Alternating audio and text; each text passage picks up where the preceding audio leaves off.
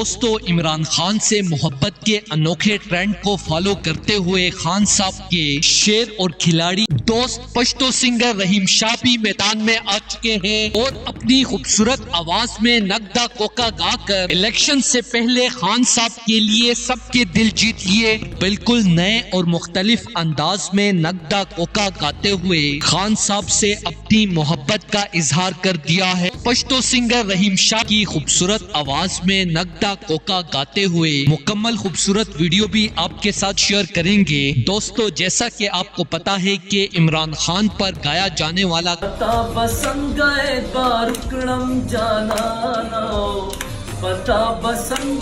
بارکڑم جانانا ولی مربرائی لماناو ماتا دی طول عمر دروغ ویلی دینا جانانا ولی مربرائی لمانا نمی سکنشت نرازی مال خوبنا بیتانا ولی مربرائی لمانا۔